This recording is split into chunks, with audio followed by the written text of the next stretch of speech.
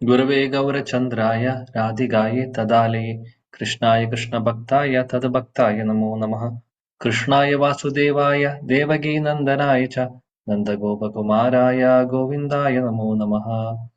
നഷ്ടപ്രായേഷു അഭദ്രേഷു നിത്യം ഭാഗവതസേവയാ ഭഗവതി ഉത്തമശ്ലോകേ ഭക്തിർഭവതി നൈഷ്ടകി. ഹരേ കൃഷ്ണ. പ്രിയപ്പെട്ട എല്ലാ ഭക്തർക്കും എന്റെ വിനീതമായ പ്രണാമം.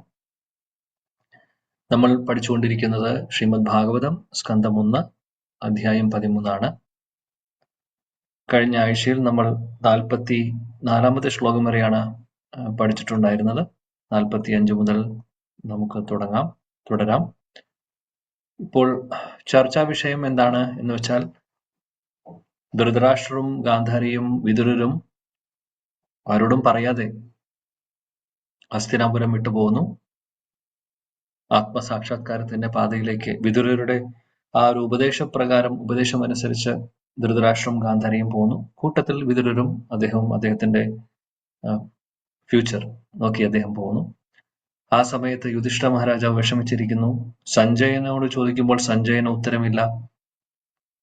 പിന്നീട് ആ സമയത്ത് നാരദമുനി അവിടെ വരുന്നു. നാരദമുനിയോട് ചോദ്യങ്ങൾ ചോദിക്കുന്നു. യുധിഷ്ഠിര മഹാരാജാവ് അദ്ദേഹത്തിന്റെ വിഷമം പറയുന്നു. ധൃതരാഷ്ട്രരെയും ഗാന്ധാരിയെയും വിതുരരെയും പിരിഞ്ഞതിന്റെ വിഷമം നാരദമുനിയോട് പറയുന്നു. നാരദമുനി ആ സമയത്ത് യുധിഷ്ഠിര മഹാരാജാവിനെ ഉപദേശിക്കുന്നതാണ് നമ്മൾ കണ്ടുകൊണ്ടിരിക്കുന്നത്.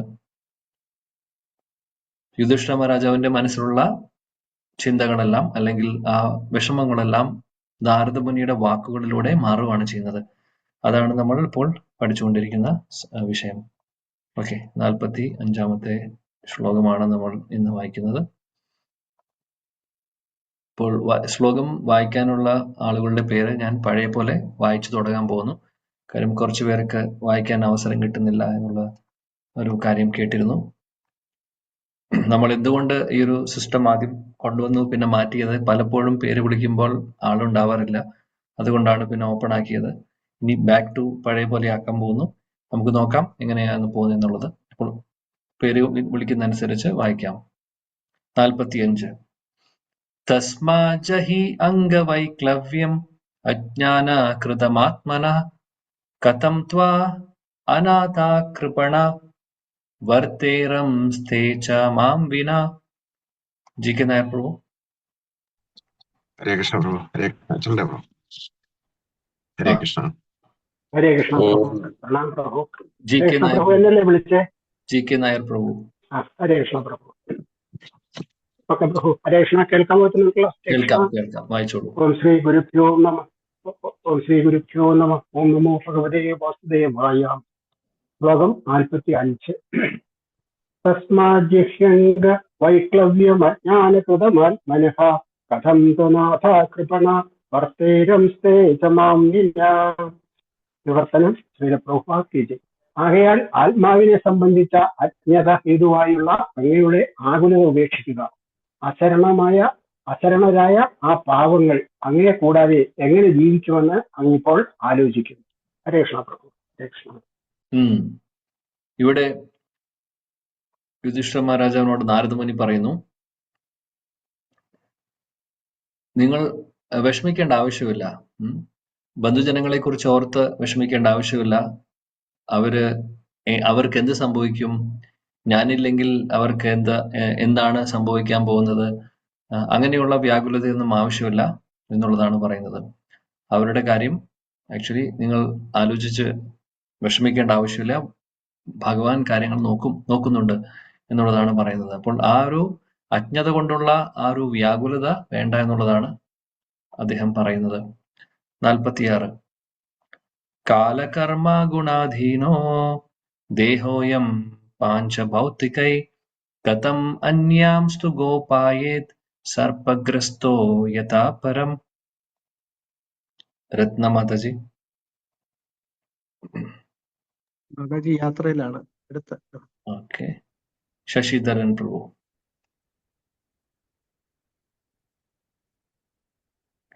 എത്തിയില്ല. പീതാംബര പ്രഭു. അദ്ദേഹം ഹിമാലയത്തിൽ.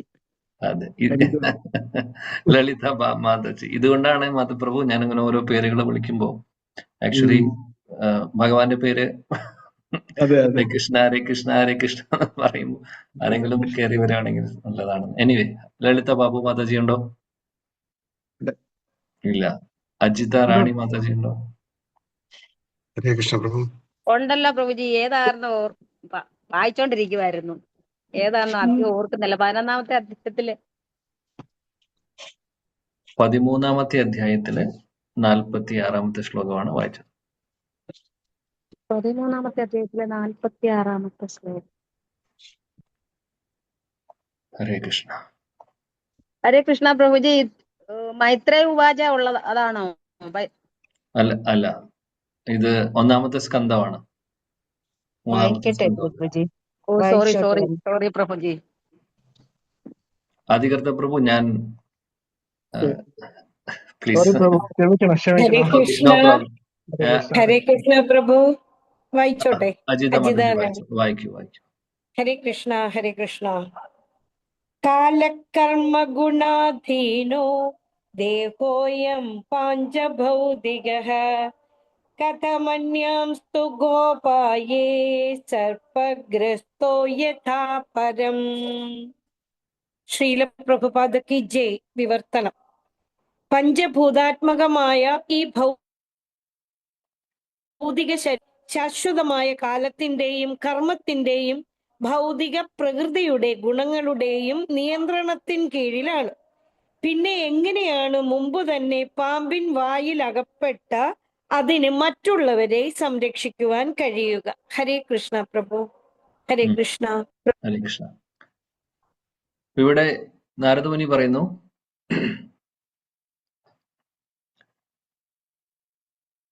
എല്ലാവരും സർപ്പം, കാലമാവുന്ന സർപ്പത്തിന്റെ പിടിയിലാണ് ഉള്ളത്. നമ്മൾ ഓരോരുത്തരും, ഓരോ ജീവജാലങ്ങളും അങ്ങനെയാണ്, അല്ലെ? കാല എന്ന് പറയുമ്പോൾ, കാലസർപ്പം എന്ന് പറയുമ്പോൾ സമയത്തിന്റെയും, അതേപോലെ കാലം, കർമ്മം, പിന്നെ ഗുണം, 3 കാര്യങ്ങളാണ് പറയുന്നത്. കാല കർമ്മ ഗുണാധീനവും. കാലത്തിന്റെയും കർമ്മത്തിന്റെയും ഗുണങ്ങൾ എന്ന് പറയുമ്പോൾ സത്വഗുണം, രജോഗുണം, തമോ ഗുണം. ഈ 3 ഗുണങ്ങളും കാലവും കർമ്മത്തിന്റെയും ഒരു നിയന്ത്രണത്തിലാണ് ഈ ശരീരം പ്രവർത്തിക്കുന്നത്.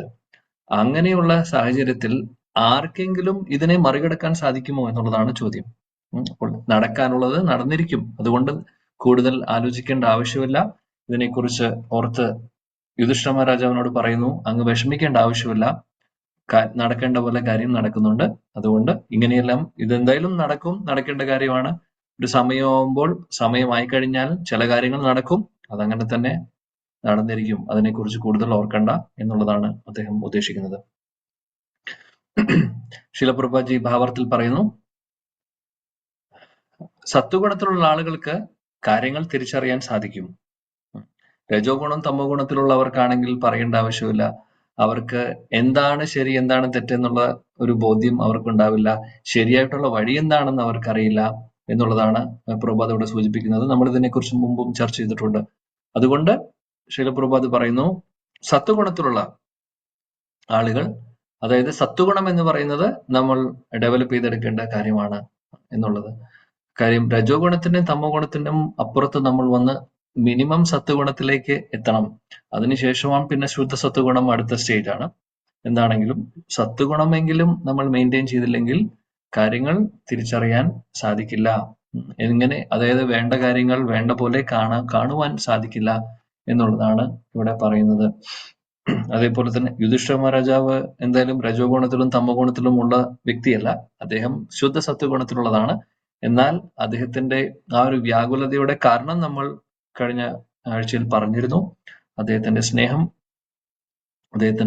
അദ്ദേഹത്തിന്റെ അച്ഛനെ പോലെ കാണുന്നു ധൃതരാഷ്ട്രയും, അമ്മയെ പോലെ കാണുന്നു ഗാന്ധാരിയും. അപ്പോൾ ആ ഒരു അടുപ്പമുള്ളത് കൊണ്ട് പറയുന്നതാണ്. അല്ലാതെ അദ്ദേഹത്തിന് ശരീരബോധത്തോടു കൂടി ഇരുന്നുകൊണ്ട് അദ്ദേഹത്തിന് സാധാരണ ആളുകൾക്ക് തോന്നുന്ന പോലെ ആരെങ്കിലും പിരിയുമ്പോൾ ഉണ്ടാവുന്ന ആ ശരീരത്തോട് തോന്നുന്ന അറ്റാച്ച്മെന്റിന്റെ ബേസിലുള്ള വ്യാകുലതയല്ല ഇത്. കാര്യം അവരെ കുറിച്ച് കൺസേൺ ആണ്. കൺസേൺ എന്ന് പറയുമ്പോൾ ഒരു ഉത്തരവാദിത്വമുള്ള ഒരു വ്യക്തിക്ക് തീർച്ചയായിട്ടും അവരുടെ ആ ഒരു റെസ്പോൺസിബിലിറ്റിയിൽ ഉള്ള ആളുകൾ മാറിപ്പോകുമ്പോഴോ പിരിയുമ്പോഴോ അല്ലെങ്കിൽ അവരെ ഇതേപോലെ കാണാതെയാവുമ്പോഴോ അങ്ങനെയുള്ള സമയത്ത് ആ റെസ്പോൺസിബിലിറ്റി ഉള്ളത് കൊണ്ട് ഒരു ഒരു കൺസേൺ ഉണ്ടാവും, അത്രയേ ഉള്ളൂ. അല്ലാതെ അറ്റാച്ച്മെന്റ് കാരണം സംഭവിച്ചിട്ടുള്ളത് ആസക്തി, അവരോടുള്ള ഒരു അറ്റാച്ച്മെന്റ് അങ്ങനെ ഉള്ളത് കൊണ്ടല്ല അദ്ദേഹത്തിന് തോന്നുന്നത് എന്നുള്ളത് നമ്മളിവിടെ മനസ്സിലാക്കുക. ഓക്കെ, ശ്ലോകം 47.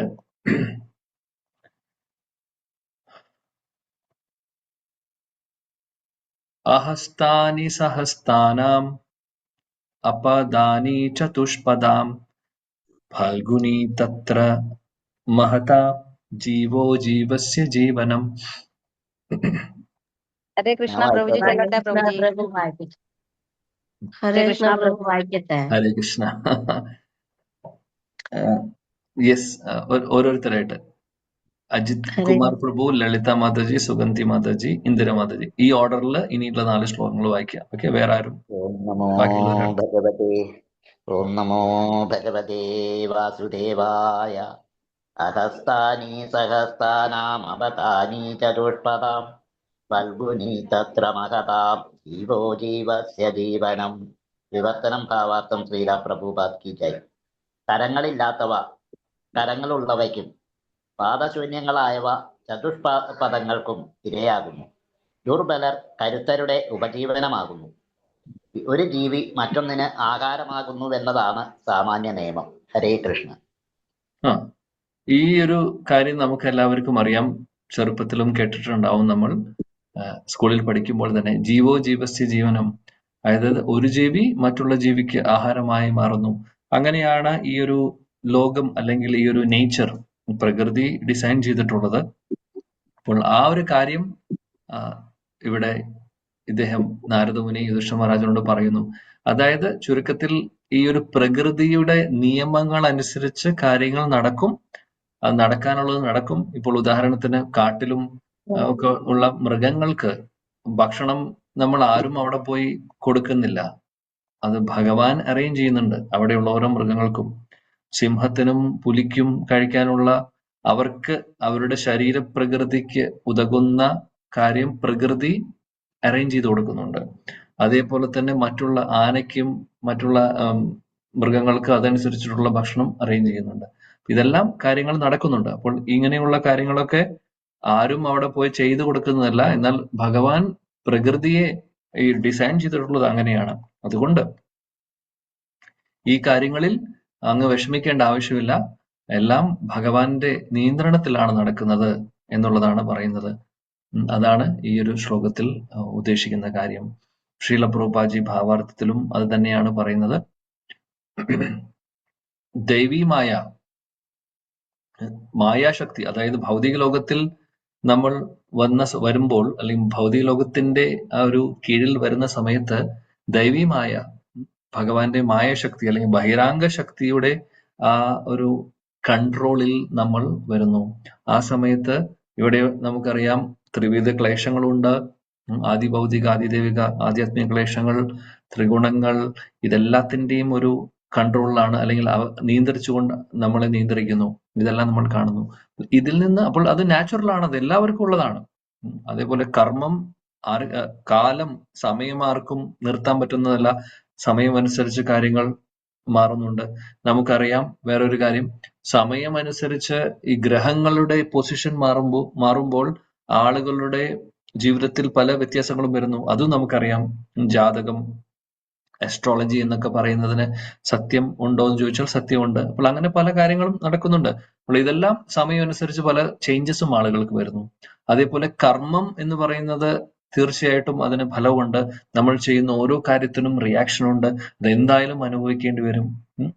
അതേപോലെ ത്രിഗുണങ്ങളുടെ പ്രഭാവം ഓരോരുത്തരിലും ഉണ്ട്. നേരത്തെ പറഞ്ഞു ഇതെല്ലാം. ഈ 3 കാര്യങ്ങളിലും ചേഞ്ച് ചെയ്യാൻ പറ്റുന്നതല്ല, അത് ഉള്ളതാണ്. എന്നാൽ അവിടെ ഒരു പ്രത്യേകതയുണ്ട്. സാധാരണ ആളുകൾക്ക് ഇതെല്ലാം എഫക്റ്റ് ചെയ്യും, തീർച്ചയായിട്ടും ബാധിക്കും.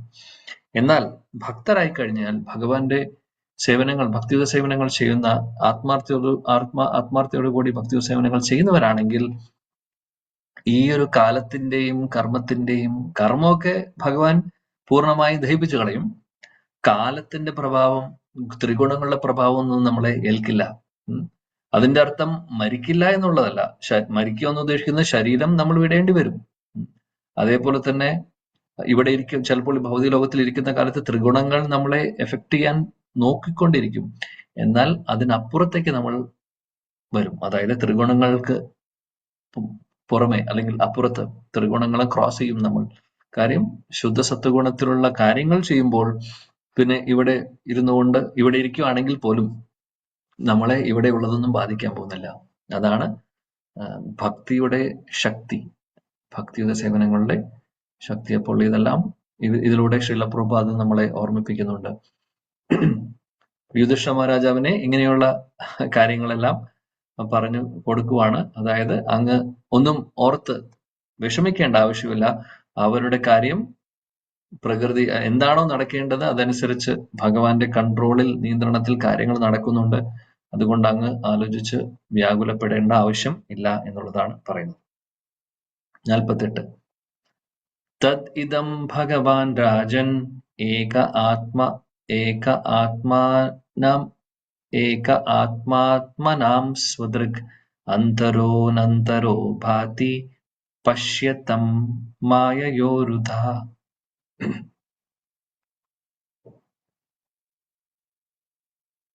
യെസ്, അടുത്ത ആളുടെ പേര് ഞാൻ വായിച്ചിരുന്നു.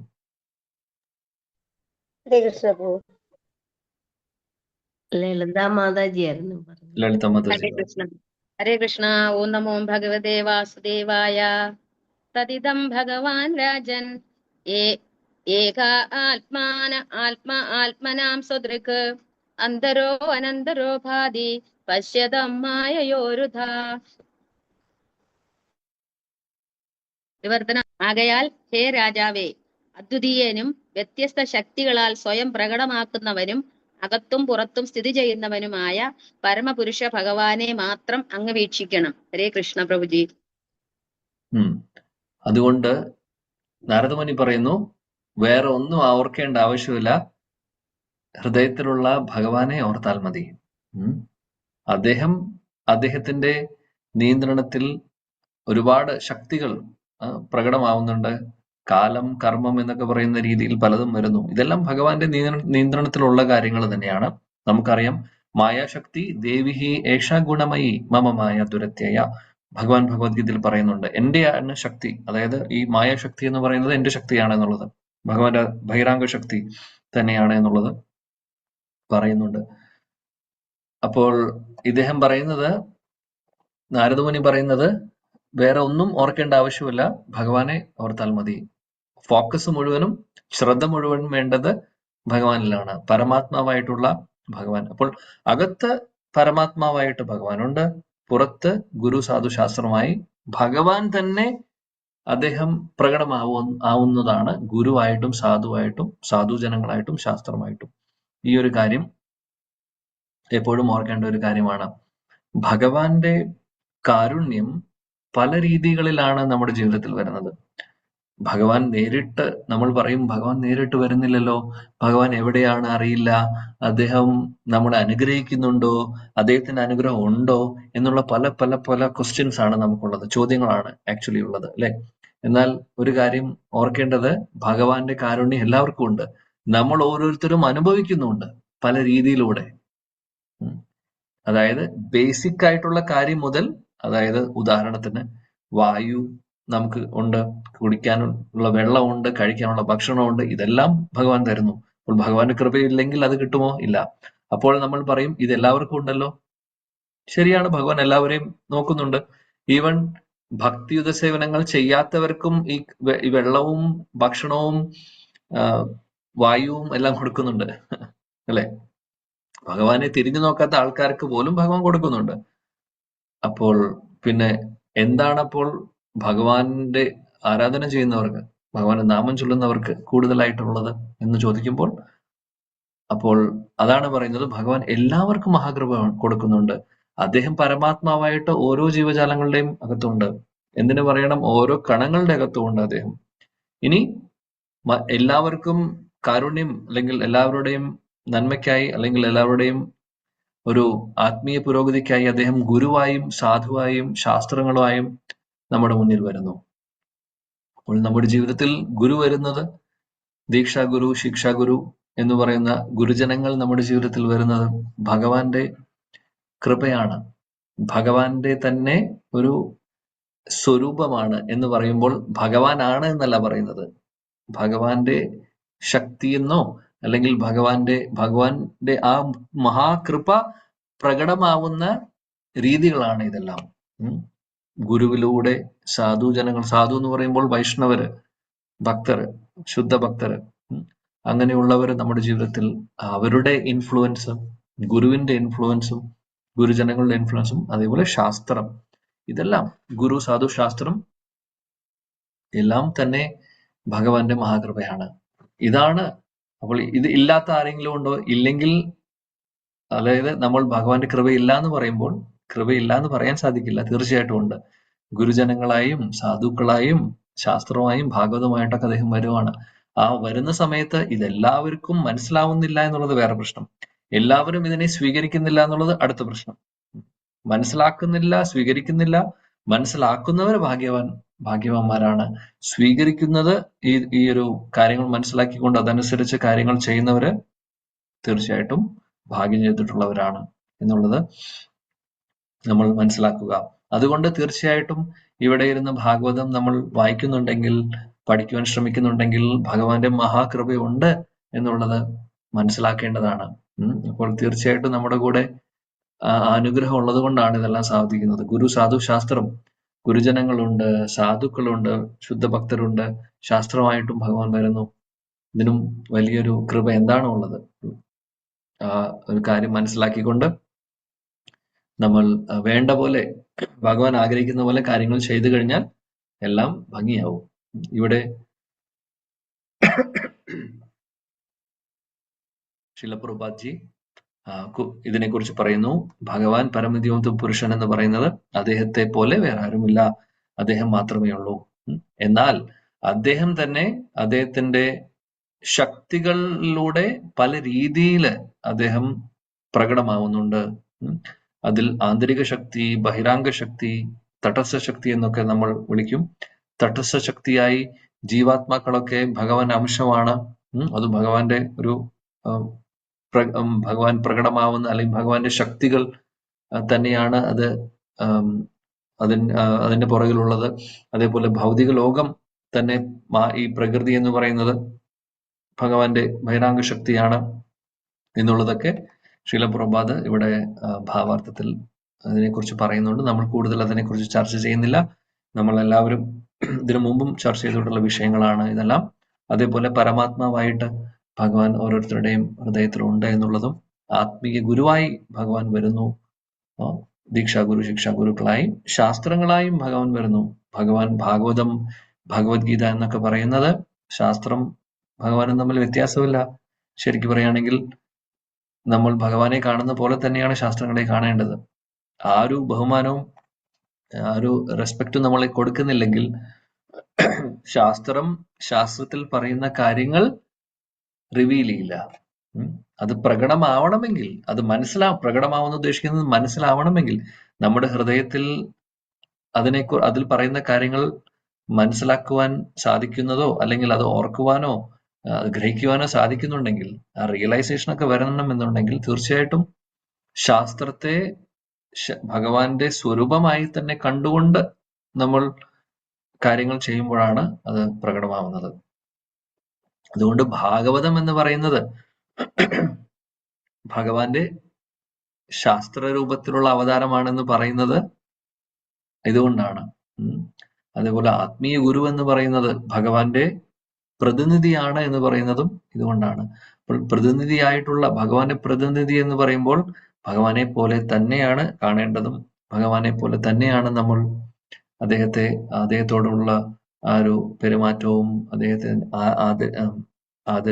ആദരിക്കുന്നതും ബഹുമാനിക്കുന്നതും സേവിക്കുന്നതും ആരാധിക്കുന്നതും ഒക്കെ. അപ്പോൾ ആത്മീയ ഗുരുവിനെ നമ്മൾ അങ്ങനെ തന്നെയാണ് കാണേണ്ടത്. പക്ഷെ ആത്മീയ ഗുരു ഭഗവാനാണ് എന്നുള്ളതല്ല പറയുന്നത്, ഭഗവാനെ പോലെ എന്നുള്ളതാണ് പറയുന്നത്, അല്ലെങ്കിൽ ഭഗവാന്റെ പ്രതിനിധിയാണ് എന്നുള്ളതാണ് ഉദ്ദേശിക്കുന്നത്. ശിലപ്രഭുപാദി ഗുരുവിനെ കുറിച്ചും ഈ ഒരു ഭാവാർത്ഥത്തിൽ പറയുന്നുണ്ട്. ഗുരുജനങ്ങളുടെ പ്രാധാന്യത്തെക്കുറിച്ച് അതായത് ഭഗവാന്റെ പ്രതിനിധികളാണ് ഗുരുജനങ്ങൾ. നാരദമുനിയെ പോലുള്ള ഈ ഇതേപോലുള്ള ഗുരുജനങ്ങൾ, ജഗദ്ഗുരുക്കളാണ് നാരദമുനി ഒക്കെ. അതേപോലുള്ള വരിഷ്ഠരായിട്ടുള്ള ഭക്തര്, ഗുരുജനങ്ങൾ ലോകം മുഴുവനും സഞ്ചരിച്ച് ആളുകളിലേക്ക് ഭഗവാനെ കുറിച്ചുള്ള കാര്യങ്ങൾ ഭഗവാനെ എത്തിക്കുന്നു. ഭഗവാന്റെ നാമരൂപ ഗുണലീലകൾ ആളുകളുടെ ഹൃദയത്തിലേക്ക് ഇഞ്ചക്ട് ചെയ്യുകയാണ് ചെയ്യുന്നത്. ഇവരെല്ലാവരും മറന്നിരിക്കുന്ന നമ്മളെപ്പോലെ ഭഗവാനെ മറന്നിരിക്കുന്ന ആളുകളുടെ കണ്ണ് തുറപ്പിക്കലാണ് ഇവർ ചെയ്യുന്നത്. ഉറങ്ങിക്കൊണ്ടിരിക്കുന്ന, അന്ധകാരത്തിലിരിക്കുന്ന, അവിദ്യയിലിരിക്കുന്ന നമ്മളെപ്പോലുള്ള ഓരോരുത്തരുടെയും ജീവിതത്തിലേക്ക് ആത്മീയ ഗുരു കടന്നു വന്ന് നമ്മുടെ കണ്ണുകൾ തുറപ്പിക്കുന്നു. അതേപോലെ തന്നെ അജ്ഞാനം എന്ന് പറയുമ്പോൾ ഒന്നും അറിയാത്തൊരവസ്ഥയിലാണ് നമ്മൾ ഇരിക്കുന്നത്. എന്താണ് ശരി, എന്താണ് തെറ്റ്, ഞാൻ ആരാണ്, നമ്മൾ എവിടെ നിന്ന് വന്നു, ഇത് ഒന്നും അറിയാത്തൊരവസ്ഥയാണ്. ആ ഒരു അവസ്ഥയിൽ ആത്മീയ ഗുരു വന്ന് നമുക്ക് വെളിച്ചം പകർന്നു തരുന്നു. അന്ധകാരത്തിൽ നിന്ന് നമ്മളെ കൈപിടിച്ച് പുറത്തോട്ട് കൊണ്ടുവരുന്നു. ഇതാണ് ഭഗവാനും ഭഗവാന്റെ പ്രതിനിധികളും ചെയ്യുന്ന കാര്യം. അതിൽ ഭഗവാന്റെ പ്രതിനിധികളായിട്ടുള്ള ഗുരുജനങ്ങളും സാധു, അതേപോലെ ഭഗവാന്റെ വീണ് റെപ്രസെന്റ് ചെയ്യുന്ന ശാസ്ത്രങ്ങളും നമ്മളെ ആക്ച്വലി ചെയ്യുന്നത് വെളിച്ചത്തിലേക്ക് കൊണ്ടുവരികയാണ് ചെയ്യുന്നത്. 49. സോയം അദ്യ മഹാരാജ ഭഗവാൻ ഭൂതഭാവനഃ കാലരൂപോവതീർണോസ്യാം അഭാവായ സുരദ്വിഷാം.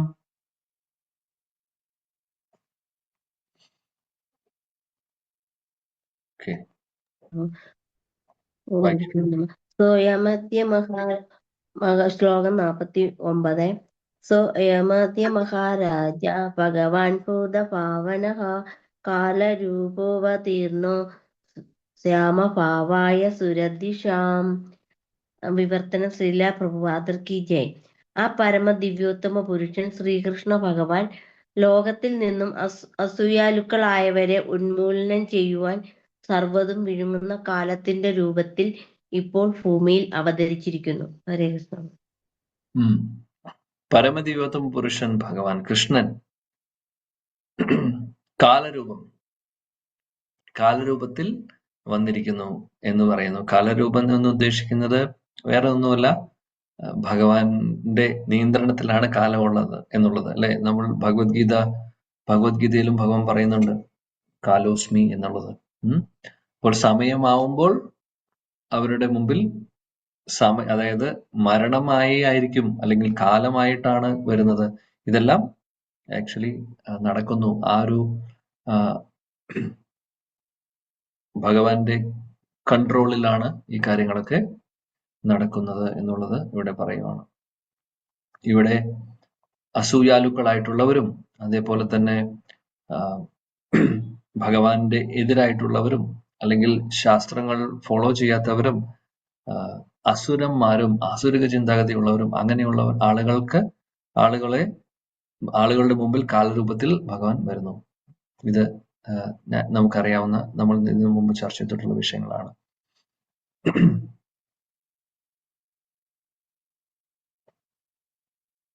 ഓക്കെ, ഇവിടെ ഒരു കാര്യം നമ്മൾ ഓർക്കേണ്ടത്, ഇതെല്ലാം നാരദമുനി പറയുന്നു, അതായത് കാലരൂപത്തിൽ ഭഗവാൻ അവതരിക്കുന്നു എന്നുള്ളതൊക്കെ, എന്നിട്ട് അസുരന്മാരെ നിഗ്രഹിക്കുന്നു എന്നുള്ളത് പറയുന്നു. അപ്പോൾ ഈ ഒരു കാര്യം നമ്മൾ നേരത്തെ പറഞ്ഞിട്ടുണ്ട്. ഇതാണ് ആദ്യത്തെ പോയിന്റ്. രണ്ടാമത്തെ കാര്യം എന്ന് പറഞ്ഞു കഴിഞ്ഞാൽ, യുധിഷ്ഠിര മഹാരാജാവിന്റെ കാലത്ത് ഭഗവാൻ ഒരുപാട് അസുരന്മാർ ഭഗവാന്റെ ആ ഒരു നിയന്ത്രണം, ഭഗവാന്റെ കൺട്രോളിൽ അല്ലെങ്കിൽ ഭഗവാന്റെ സൂപ്പർവിഷനിൽ ഒരുപാട് അസുരന്മാര് പോയിട്ടുണ്ട് അല്ലെ, അവരെല്ലാവരും മരിച്ചിട്ടുണ്ട്. ഇനി യദുവംശത്തിലുള്ളവര് യദുവംശത്തിലുള്ളവര് ഉണ്ട് ബാക്കി. അതേപോലെ നമുക്കറിയാം വിതുരരും നാരദമുനിയും യദുവംശത്തിലുള്ള ആളുകൾക്ക് അവർക്ക് സംഭവിച്ച കാര്യം പറഞ്ഞിട്ടില്ല ഇതുവരെ. എന്താണ് സംഭവിച്ചതെന്നുള്ളത് വിതുരരോട് ചോദ്യം ചോദിച്ചിരുന്നു യുധിഷ്ഠിര മഹാരാജാവ്. വിതുരര് ആ കാര്യം പറഞ്ഞിട്ടില്ല. നാരദമുനിയും അതിനെക്കുറിച്ച് ഇവിടെ സൂചിപ്പിക്കുന്നില്ല. നമ്മുടെ ആചാര്യന്മാര് പറയുന്നുണ്ട് ഇതിനെക്കുറിച്ച്. അതായത് വിതുരരും പറയുന്നില്ല, നാരദമുനിയും ഇതിനെക്കുറിച്ച് വിട്ടു പറയുന്നില്ല. എന്നാൽ ഇൻഡയറക്ട്ലി ഹിന്റ് കൊടുക്കുന്നുണ്ട്. ഭഗവാൻ പോയി എന്നുള്ളത്, ഭഗവാൻ പോകാനുള്ള സമയമായി എന്നുള്ളതൊക്കെ. എന്നാൽ നേരിട്ട് പറയുന്നില്ല. ഇപ്പോൾ അതായത് ഇൻഡയറക്ട്ലി പറയുന്നുണ്ട്. യുധിഷ്ഠിര മഹാരാജാവിനോട് പറയുന്നു, യുധിഷ്ഠിര മഹാരാജാവും പാണ്ഡവരും അവരും റിട്ടയർ ആവേണ്ട സമയം ആയി എന്നുള്ളത്. കാര്യം ഭഗവാൻ പോയി കഴിഞ്ഞാൽ അവരാരും ഇവിടെ നിൽക്കില്ല. അപ്പോൾ ആ ഒരു സമയം ആയിക്കൊണ്ടിരിക്കുകയാണെന്നുള്ളത് ഇൻഡയറക്ട്ലി സൂചിപ്പിക്കുന്നുണ്ട് ഇതിലൂടെ നാരദമുനിയും വിതുരരും സൂചിപ്പിച്ചു. എന്നാൽ നമുക്ക് ഇതിനും കൂടുതൽ ഇതിനേക്കാൾ ക്ലാരിറ്റിയോടുകൂടി അല്ലെങ്കിൽ കാര്യങ്ങൾ മനസ്സിലാവുന്നത് അടുത്ത അധ്യായത്തിൽ നമ്മൾ കാണും, എന്താണ് സംഭവിക്കുന്നത് എന്നുള്ളത്. ആ സമയത്ത് അർജുനൻ അന്വേഷിക്കാൻ പോകുന്നതും പിന്നീട് വന്നിട്ടുള്ള കാര്യങ്ങളൊക്കെയാണ് നമ്മൾ കാണാൻ പോകുന്നത്. അവിടെ വളരെ വ്യക്തമാവും യുധിഷ്ഠിര മഹാരാജാവിന് എന്താണ് സംഭവിച്ചിട്ടുള്ളത് എന്നുള്ളത്. അതനുസരിച്ച് അദ്ദേഹം കാര്യങ്ങൾ തീരുമാനമെടുക്കുന്നു. ഇനി നമുക്ക് നോക്കാം എന്താണെന്നുള്ളത്.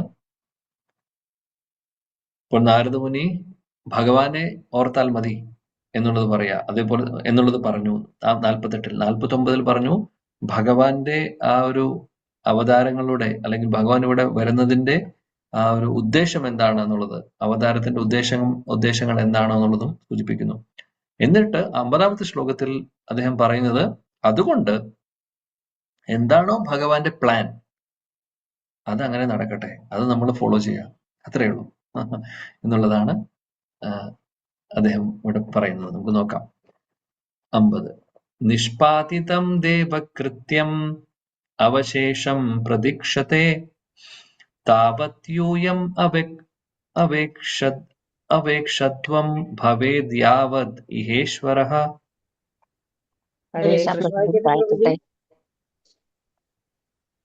ഹരേ കൃഷ്ണ.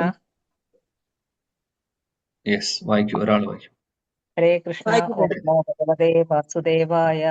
നിഷ്പാദിതം ദേവകൃത്യം അവശേഷം പ്രതീക്ഷതേ താവത് യുവ അവേക്ഷത്വം ഭവേദ്യാവതിഹേശ്വര.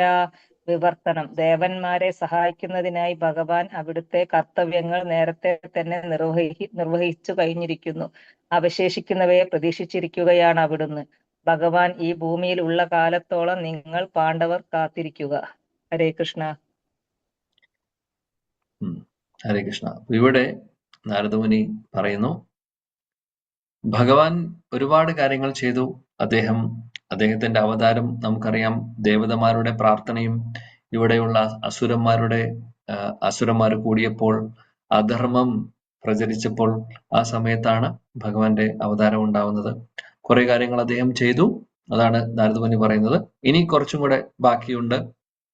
പാണ്ഡവര് നിങ്ങളെല്ലാവരും, നാരദമുനി പറയുവാണ്, ഭഗവാൻ ഇവിടെ ഉള്ള സമയം വരെ നിങ്ങളും അതുവരെ നിങ്ങൾ വെയിറ്റ് ചെയ്യൂ എന്നാണ് പറയുന്നത്. അതായത് അതിന്റെ അർത്ഥം ഭഗവാൻ ഉള്ളത് വരെ നിങ്ങൾ നിങ്ങളുടെ ഡ്യൂട്ടീസ് ചെയ്യുക. അത് കഴിഞ്ഞു കഴിഞ്ഞാൽ നിങ്ങളും പോകേണ്ട സമയത്ത് എന്താണ് ചെയ്യേണ്ടതെന്ന് വെച്ചാൽ അവസാന സമയത്ത് ചെയ്യേണ്ട കാര്യം എന്താണോ ആത്മസാക്ഷാത്കാരത്തിന്റെ വഴിയിലേക്ക് ഇറങ്ങുക. ഇത്രയും കാലം യുധിഷ്ഠിര മഹാരാജാവും പാണ്ഡവരും അവര് ഭക്തി ചെയ്യാത്തവരല്ല. എന്നാലും ഉത്തരവാദിത്തങ്ങൾ മാറ്റിവെച്ച് വാനപ്രസ്ഥം അല്ലെങ്കിൽ എല്ലാം ഉപേക്ഷിച്ച് ഭഗവാന്റെ അടുത്തേക്ക് തിരിച്ചു പോവുക എന്നുള്ളതാണ് ഉദ്ദേശിക്കുന്നത്. അപ്പോൾ നമ്മൾ ഇതിൽ നിന്ന് ഓർക്കേണ്ട ഒരു കാര്യം എന്താണെന്ന് വെച്ചാൽ, നമ്മുടെ ഓരോരുത്തരുടെയും ജീവിതത്തിൽ 2 ലക്ഷ്യങ്ങളുണ്ട്. ശരിക്കും ലക്ഷ്യം എന്ന് പറയുമ്പോൾ 2 പർപ്പസ് ഉണ്ട്. അതായത് ഒന്ന്, നമ്മൾ മനസ്സിലാക്കുക, പരമമായിട്ടുള്ള ലക്ഷ്യം ഭഗവാൻ കൃഷ്ണപ്രേമം അല്ലെങ്കിൽ ഭഗവാന്റെ സേവനം എന്നുള്ളതാണ്. അതിന് സംശയമൊന്നുമില്ല.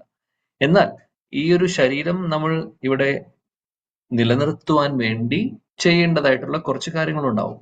അതാണ് നമ്മളിപ്പോൾ സാധാരണ നമ്മുടെ മെയിൻ്റെനൻസിന് വേണ്ടി ചെയ്യുന്ന കാര്യങ്ങൾ. സ്വധർമ്മം എന്ന് പറയാൻ വേണമെങ്കിൽ.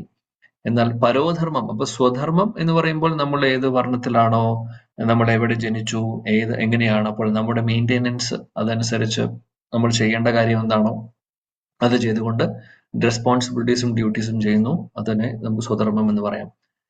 എന്നാൽ പരോധർമ്മം എന്ന് പറയുന്നതാണ് അതിന് മുകളിലുള്ളത്. പരോധർമ്മം എന്ന് പറയുന്നത് ഭക്തിയാണ്, ഭക്തിയുത സേവനങ്ങളാണ്.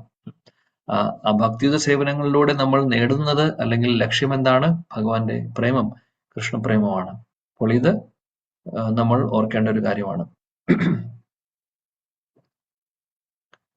എന്നാൽ ഇങ്ങനെയാണ് സാധാരണ.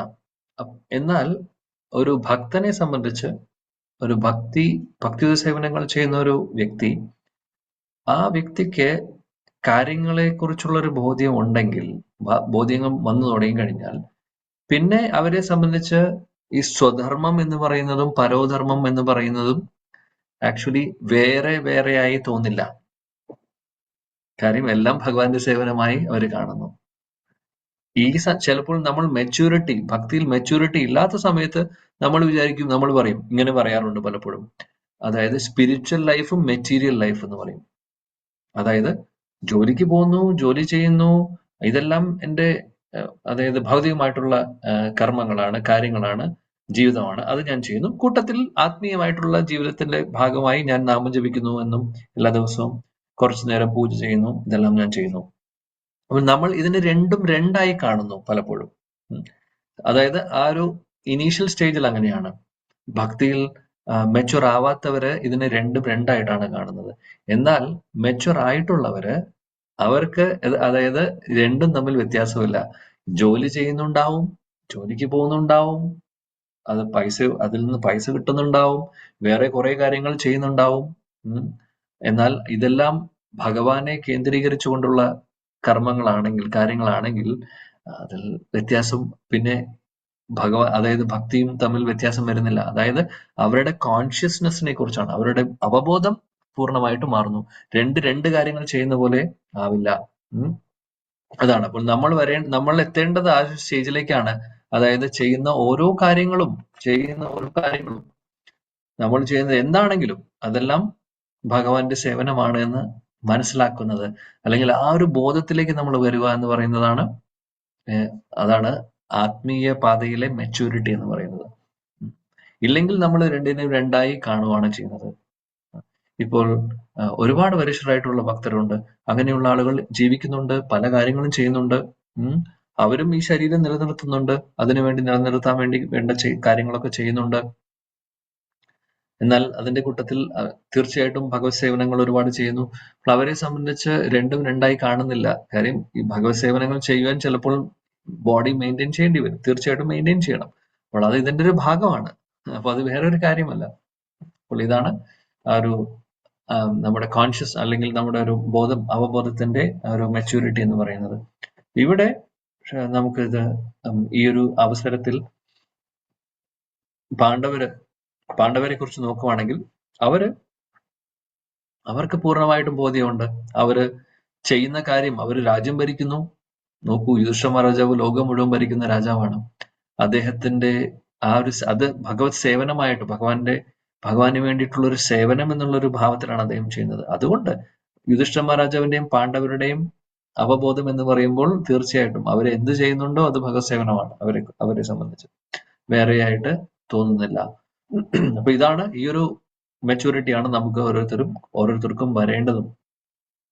അതായത് ഒരു ദിവസം ഇതെല്ലാം ഉപേക്ഷിച്ച് നമ്മൾ ഭഗവാന്റെ അതായത് മാർഗത്തിലേക്ക്, അല്ലെങ്കിൽ ധൃതരാഷ്ട്ര പോയ പോലെ എല്ലാം കഴിഞ്ഞ് അവസാനം പോവുക എന്നുള്ളതല്ല. ഇപ്പോൾ എവിടെയാണോ നമ്മളുള്ളത്, ഏത് സാഹചര്യത്തിലാണോ ഉള്ളത്, ഈ സാഹചര്യത്തിൽ തന്നെ നമ്മൾ ഇതെല്ലാം ചെയ്തുകൊണ്ട് ആ ഒരു ബോധ്യത്തോടു കൂടി ഭഗവാനെ കേന്ദ്രീകരിച്ച്, ഭഗവാനെ നമ്മുടെ ജീവിതത്തിലേക്ക് അതായത് സെൻട്രൽ പോയിന്റായി വെച്ചുകൊണ്ട് ഭഗവാൻ ചുറ്റും ബാക്കി കാര്യങ്ങൾ, ആ ഒരു രീതിയിൽ, ആ ഒരു ഭാവത്തിൽ നമ്മൾ കാര്യങ്ങൾ ചെയ്യുമ്പോൾ ഈ റിട്ടയർമെന്റ് എന്ന് പറയുന്നതും, അല്ലെങ്കിൽ നമ്മൾ ഇതെല്ലാം വിട്ട് പോകുന്ന ഒരു ദിവസം വരുമ്പോൾ നമുക്ക് എളുപ്പമായിരിക്കും. അല്ലാതെ ഉള്ള ആളുകൾക്ക് ഇതിന് രണ്ടായി കാണുമ്പോൾ പ്രശ്നം എന്താണെന്ന് വെച്ചാൽ, ഒരിക്കലും നമുക്ക് ആദ്യത്തെ കാര്യം, അതായത് പരോധർമ്മം ഒരു സെക്കൻഡറി ആയി മാറും. കാര്യം രണ്ടിനെയും ഒരേപോലെ നമ്മൾ വേറെ കണ്ടുകൊണ്ട് രണ്ടിനും ഒരേപോലെ പ്രാധാന്യം കൊടുക്കുക, അല്ലെങ്കിൽ അങ്ങനെ ഒരു ഭാവത്തിൽ നമ്മൾ ചെയ്യുമ്പോൾ പിന്നീട്, അതായത് നമുക്കിതെല്ലാം ഉപേക്ഷിച്ച് അവസാനം ഇറങ്ങാൻ വേണ്ടി ആ ഒരു കാര്യം ചെയ്യുമ്പോൾ നമുക്ക് സാധിക്കില്ല. എളുപ്പത്തിൽ അത് സാധിക്കില്ല. എന്നാൽ നമ്മൾ ഇപ്പോൾ തന്നെ അതിനുള്ള ആ ഒരു പരിശീലനം ഉണ്ടെങ്കിൽ, ആ ഒരു ബോധം ഉണ്ടെങ്കിൽ, ചെയ്യുന്ന കാര്യങ്ങളെല്ലാം സേവനമാണ് എന്നുള്ള ഭാവത്തിൽ ചെയ്യുകയാണെങ്കിൽ, അതുകൊണ്ട് ഓരോ ഈവൻ പഠിക്കാൻ പോകുന്ന, സ്കൂളിൽ പഠിക്കാൻ പോകുന്ന വിദ്യാർത്ഥിയാണെങ്കിലും, ജോലിക്ക് പോകുന്ന ആളുകളാണെങ്കിലും, എന്ത് കാര്യമാണ് നമ്മൾ ചെയ്യുന്നത്, നമ്മൾ ഓർക്കുക, ഇത് ഭഗവാന് വേണ്ടി നമ്മൾ സേവിക്കുന്നതാണ്, ഭഗവാന്റെ ഒരു സേവനം തന്നെയാണ് എന്നുള്ള ഒരു ഭാവത്തിൽ നമ്മൾ അത് ചെയ്യുകയാണെങ്കിൽ, ആ ചെയ്യുന്ന കാര്യത്തിലുള്ള കർമ്മഫലം എന്ന് പറയുന്നത്, കർമ്മത്തിന്റെ റിയാക്ഷൻ, നമ്മളെ ഇവിടെ ബന്ധിപ്പിക്കുന്ന റിയാക്ഷൻ നമുക്കുണ്ടാവില്ല എന്നുള്ളത് മാത്രമല്ല, ആക്ച്വലി ആ ഒരു ശുദ്ധീകരണവും നമ്മുടെ നടക്കുന്നുണ്ട്. കാര്യം ഇന്നത്തെ കാലത്ത് ഏത് വർണ്ണമാണ്, ഏത് ആശ്രമമാണ് എന്നറിയാത്തൊരവസ്ഥയാണ്. അതുകൊണ്ട് നമുക്കറിയില്ല ബ്രാഹ്മണരുടെ ജോലിയും ക്ഷത്രിയരുടെ ജോലി എന്ന് ചെയ്യാനുള്ള ആ ഒരു ക്ലാസിഫിക്കേഷൻ ഇന്നത്തെ കാലത്തില്ല. അതുകൊണ്ട് നമ്മൾ എന്താണോ ഇപ്പൊ ചെയ്യുന്നത്, എന്ത് റെസ്പോൺസിബിലിറ്റീസ് ആണോ നമുക്ക് ഇപ്പോൾ കിട്ടിയിട്ടുള്ളത് അല്ലെങ്കിൽ ഉള്ളത്, അത് ഭംഗിയായി ചെയ്യുക. ആ ചെയ്യുന്ന കാര്യം ഭഗവത് സേവനമാണെന്നും ധരിച്ചുകൊണ്ട് ആ ഒരു ഭാവത്തിൽ ചെയ്യുക എന്നുള്ളതാണ് നമ്മൾ ഓർക്കേണ്ടത്. ആ ഭാവത്തിൽ നമ്മൾ ചെയ്യുമ്പോൾ ആ ചെയ്യുന്ന കർമ്മം നമ്മുടെ മുക്തിക്ക് കാരണമാവും. അതാണ് ഇതിന്റെ റിസൾട്ട് സംഭവിക്കുന്നത്. ഓക്കെ, 51ാമത്തെ ശ്ലോകം. ധൃതരാഷ്ട്ര സഹ ഭ്രാത്ര ഗാന്ധാര്യ ച സ്വഭാര്യയ ദക്ഷിണേന ഹിമവത ഋഷീണാം ആശ്രമം ഗത. പ്രഭു. ഓം നമോ ഭഗവതി. വായിച്ചോട്ടെ പ്രഭു. വായിച്ചോട്ടെ പ്രഭു. വായിക്കൂ. ഓം നമോ ഭഗവതേ വാസുദേവായ. ധൃതരാഷ്ട്ര സഹ ഭ്രാത്ര ഗാന്ധാര്യ ച സ്വഭാര്യയാ ദക്ഷിണേന ഹിമവത ഋഷീണാം ആശ്രമം ഗതാഹ. വിവർത്തനം. ശ്രീല പ്രഭുപാദർക്ക് ജയ്. അല്ലയോ രാജാവേ, അങ്ങയുടെ വലിയച്ഛൻ ധൃതരാഷ്ട്രം, അദ്ദേഹത്തിന്റെ ഭ്രാതാവ് വിതുരരും പത്നി ഗാന്ധാരിയും ശ്രേഷ്ഠ മുനിമാരുടെ ആശ്രമങ്ങളുള്ള ഹിമാലയ സാനുക്കളുടെ ദക്ഷിണ ഭാഗത്തിലേക്ക് പോയിരിക്കുന്നു. കൃഷ്ണ പ്രഭുജി. നാരദമുനി പറയുന്നു അവരെവിടേക്കാണ് പോയിട്ടുള്ളത് എന്നുള്ളത് പറയുന്നു. ഗാന്ധാരിയും ധൃതരാഷ്ട്രവും വിതുരരൊക്കെ അവര് നല്ല സ്ഥലത്തേക്കാണ് പോയിട്ടുള്ളത്. അതായത് ഹിമാലയത്തിലേക്ക് പോയിട്ടുള്ളത്. നല്ല സ്ഥലം എന്ന് ഉദ്ദേശിക്കുന്നത് അവിടെ ഒരുപാട് സാധുജനങ്ങൾ, ഒരുപാട് യോഗികളുള്ള സ്ഥലമാണ്. ഒരുപാട് ഋഷിവര്യന്മാരുള്ള സ്ഥലമാണ്.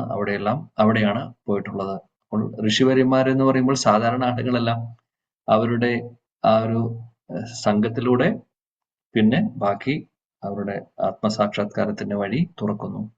അപ്പോൾ അങ്ങനെയുള്ള സ്ഥലത്തേക്കാണ് പോയിട്ടുള്ളത്. അതുകൊണ്ട് കൂടുതൽ അതിനെക്കുറിച്ച് ഓർത്ത് വിഷമിക്കേണ്ട ആവശ്യമില്ല എന്നുള്ളതാണ് അദ്ദേഹം പറയുന്നത്. ഓക്കെ, 52.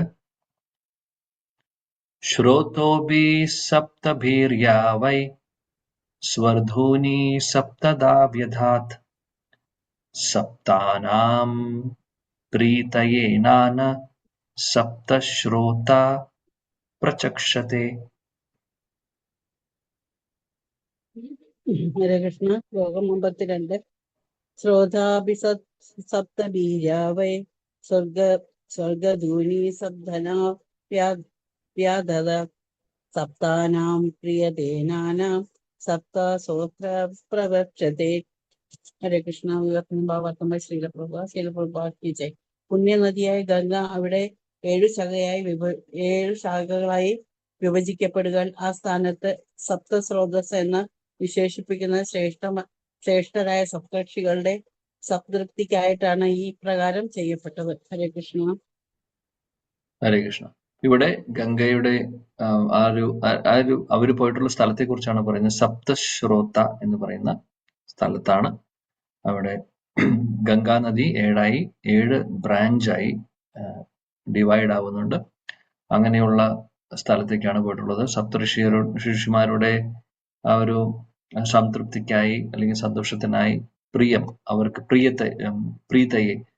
പ്രീതിക്കായി സംഭവിച്ചിട്ടുള്ള ഈ ഒരു 7 ഡിവൈഡ് ചെയ്യുന്നതാണെന്ന് പറയുന്നു. ആ സ്ഥലത്തേക്കാണ്, പുണ്യസ്ഥലത്തേക്കാണ് അവർ പോയിട്ടുള്ളത് എന്നുള്ളതാണ് പറയുന്നത്. 53.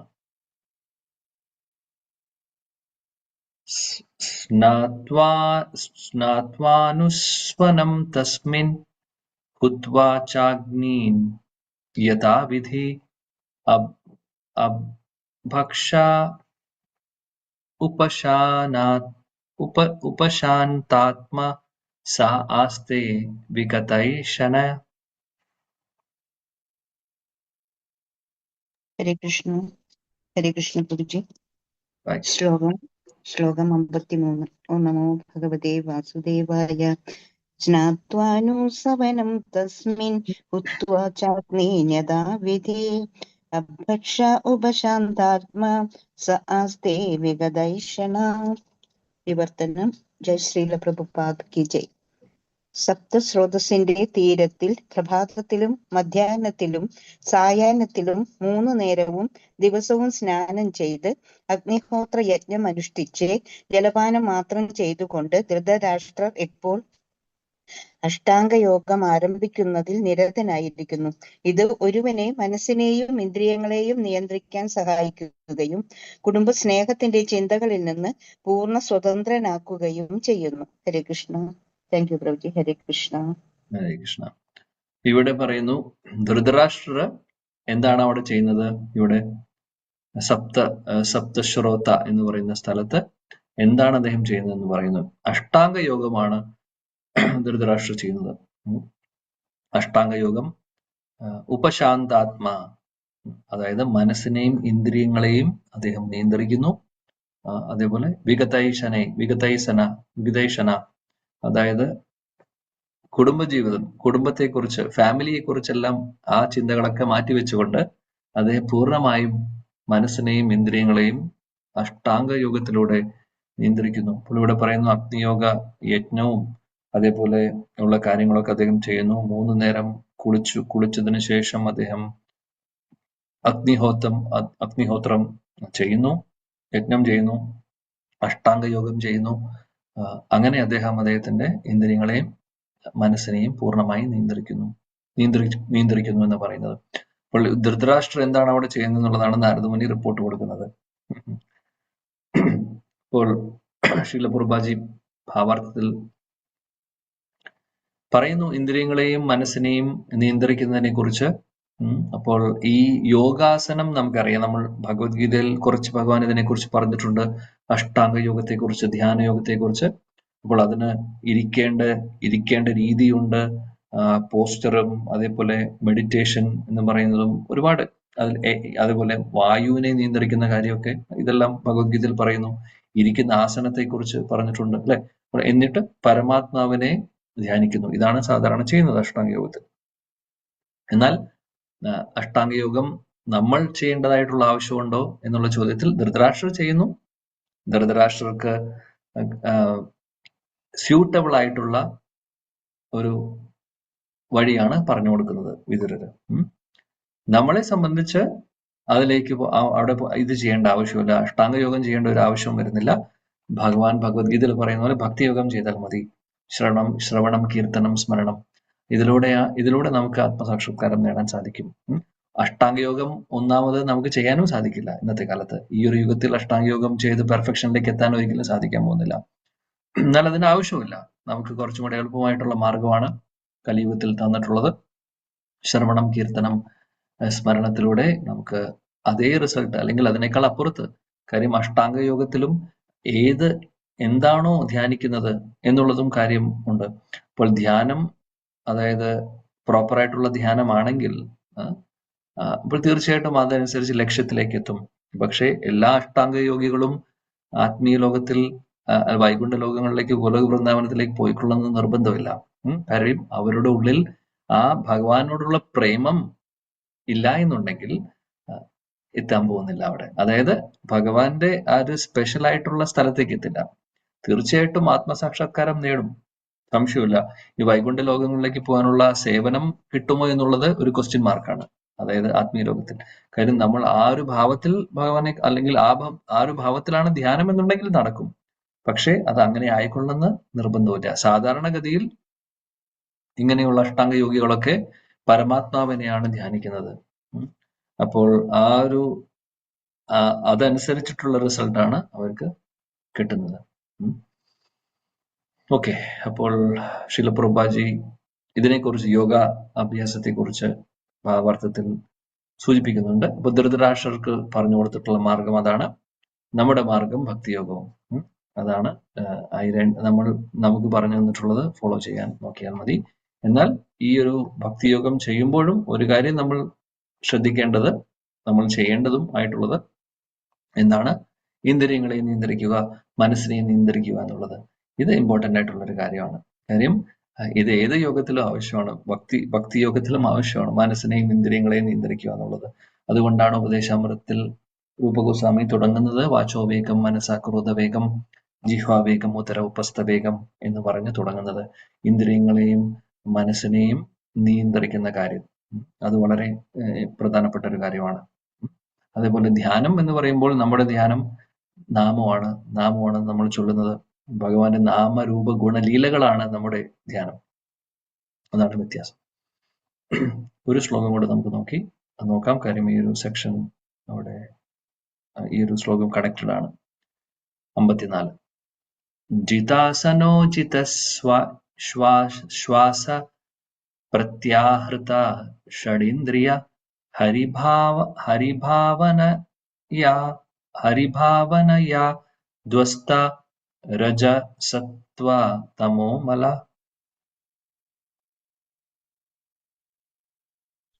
വായിക്കട്ടെ. ഹരേ കൃഷ്ണ.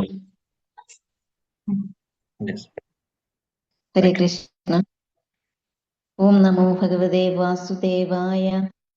ജിതാസനോ ജിതശ്വാസ പ്രത്യാകൃതാ ഷഡിന്ദ്രിയഃ ഹരിഭാവനയാ ധ്വസ്ത രജസത്വ തമോമലഃ. വിവർത്തനം ശ്രീല പ്രഭുപാദർക്ക് ജയ്. ഹരേ കൃഷ്ണ. യോഗാസനങ്ങളെയും ശ്വസന പ്രക്രിയയെയും നിയന്ത്രണത്തിലാക്കിയ ഒരുവന് ഇന്ദ്രിയങ്ങളെ പരമദിവ്യോത്തമ പുരുഷന് നേരെ തിരിക്കാൻ കഴിയുന്നു. അപ്രകാരം ലൗകികമായ സത്വം, രജസ്, തമസ് എന്നീ ഭൗതിക പ്രകൃതിയുടെ ത്രിഗുണങ്ങളുടെ മാലിന്യങ്ങളാൽ ബാധിക്കപ്പെടാത്തവനായി തീരുകയും ചെയ്യുന്നു. ഹരേ കൃഷ്ണ പ്രഭുജി. ഹരേ കൃഷ്ണ. അപ്പൊ ഇവിടെ പറയുന്നു യോഗാസനം, അതായത് അഷ്ടാംഗ യോഗത്തിലൂടെ ആദ്യം ഇന്ദ്രിയങ്ങളെയും ആദ്യം ആ പോസ്റ്റർ എല്ലാം ശരിയാക്കുന്നു, ഇരിക്കുന്ന ആസനം പ്രോപ്പറായി ഇരിക്കുന്നു, ശ്വാസത്തെ കൺട്രോൾ ചെയ്യുന്ന കാര്യങ്ങൾ ചെയ്യുന്നു. പിന്നെ ചെയ്യുന്നത് എന്താണ്? അപ്പൊ ഇന്ദ്രിയങ്ങളെയും മനസ്സിനെയും നിയന്ത്രിക്കുന്നു, അല്ലെ? ആ ഒരു ഗുണങ്ങൾ, ത്രിഗുണങ്ങളുടെ ആ ഒരു കൺട്രോളിൽ നിന്ന് പുറത്തു വരുന്നു. അതേപോലെ തന്നെ ഇതിൽ പ്രധാനപ്പെട്ട കാര്യം എന്താണ്? ഹരിഭാവനയ, ഭഗവാനെ ധ്യാനിക്കുന്ന കാര്യമാണ് പറയുന്നത്. മെഡിറ്റേഷൻ, അതായത് ഭഗവാൻ ഹരിയിൽ കോൺസെൻട്രേറ്റ് ചെയ്യുന്നു പൂർണ്ണമായും. ഹരിഭാവന അബ്സോർബ് ചെയ്യുന്നു, അല്ലെങ്കിൽ ധ്യാനിക്കുന്നു. ഇതാണ് അഷ്ടാംഗയോഗത്തിലെ. നോക്കൂ, ഇപ്പോൾ ധൃതരാഷ്ട്രർക്ക് തീർച്ചയായിട്ടും നല്ലൊരു ഫ്യൂച്ചറാണ് കിട്ടുന്നത്. എന്നാൽ ഇതേപോലെ അഷ്ടാംഗയോഗം ചെയ്തുകൊണ്ട് ചില ആളുകൾ ബ്രഹ്മജ്യോതിയെ ധ്യാനിക്കുന്നവരുണ്ട്, ഭഗവാനെ ധ്യാനിക്കാതെ. അങ്ങനെയാവുമ്പോൾ അവരുടെ ഡെസ്റ്റിനേഷൻ ബ്രഹ്മജ്യോതിയാണ്. നമ്മുടെ ധ്യാനം എന്താണോ അതനുസരിച്ചിട്ടാണ് റിസൾട്ട് വരുന്നത്. ഓക്കെ, ഇവിടെ ശീല പ്രഭുപാദി ഇന്ദ്രിയങ്ങളെ നിയന്ത്രിക്കുന്ന വിഷയമാണ് ഭാവാർത്ഥത്തിൽ സൂചിപ്പിക്കുന്നത്.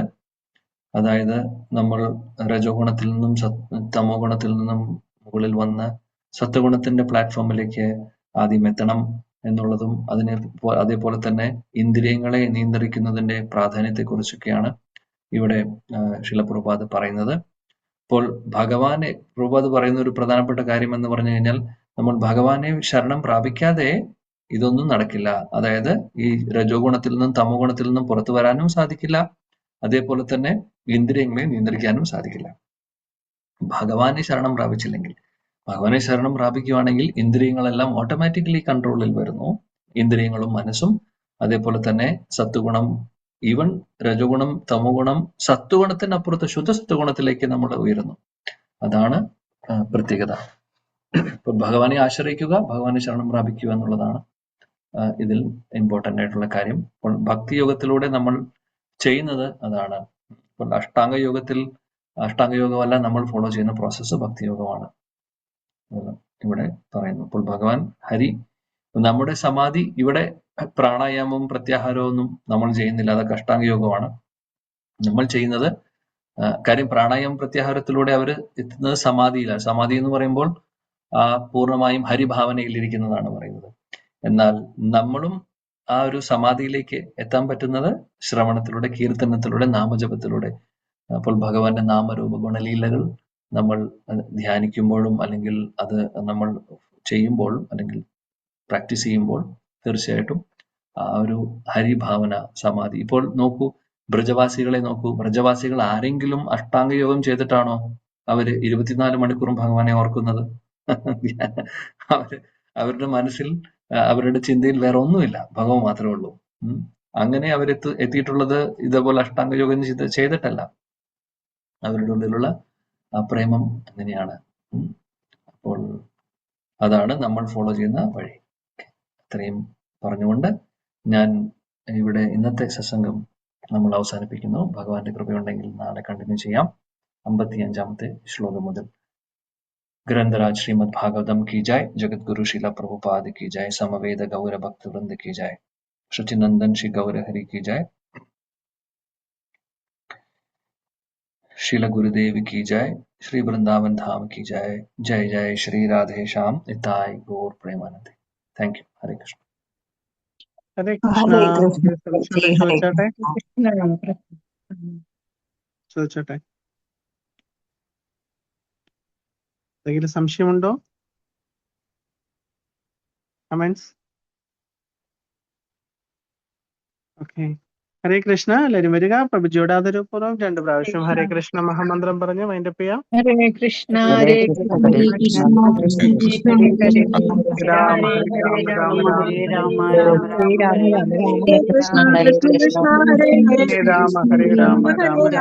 ഹരേ രാമ രാമ രാമ കൃപാ സിന്ധുഭ്യ പതിതാനാം പാവനേഭ്യോ വൈഷ്ണവേഭ്യോ നമോ നമഃ. अनेक कोटि वैष्णव वृंद की हरिनाम संकीर्तन यज्ञ की हरे कृष्णा महामंत्र की श्रील प्रभुपाद की जय. श्री अनंत पद्मनाभ स्वामी की जय. हरे कृष्णा. प्रभु जी धन्यवाद प्रणाम. हरे कृष्णा. प्रभु ഒരു കാര്യം താങ്ക് യു പ്രഭുജി. ഹരേ കൃഷ്ണ. പ്രഭുജി എന്തോ പറയാൻ വന്നു?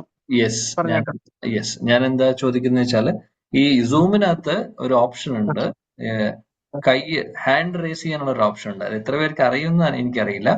അത് അത്ര ബുദ്ധിമുട്ടുള്ള കാര്യമല്ല. അത് സൂമിലെ ഒരു റിയാക്ഷൻ എന്ന് പറയുന്ന ഒരു സംഭവം നോക്കിക്കഴിഞ്ഞാൽ അവിടെ കാണാം ഹാൻഡ്, കൈ ഉയർത്താനുള്ള. അതാ അജിത് കുമാർ പ്രഭു ചെയ്തിട്ടുണ്ട്. അത് എളുപ്പമാണ്. അതൊരു ഒരു സിമ്പിൾ ആയിട്ടുള്ളൊരു സംഭവമാണ്.